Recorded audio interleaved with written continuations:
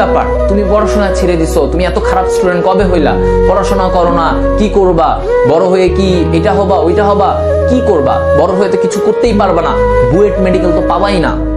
তাকে নিয়ে অনেক কথা, অনেক কিছু শুরু হয়ে গেল। তার ক্লাসমেটরা তাকে বলতেছিল যে কি ব্যাপার, তোর এই এত অবনতি কেন, হ্যাঁ তুই তো একটা সময় ভালোই রেজাল্ট করতেছিলি।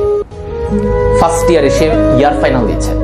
তো তুমি চিন্তা করো, এই বয়সটা না এতগুলা কথা শোনার মতো ধৈর্য খুব কম মানুষের থাকে, তাই না?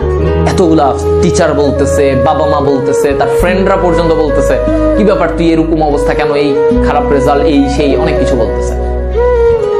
এখন ছেলেটা খুব কষ্ট নিয়ে ছুটিতে আসছে বাসায়।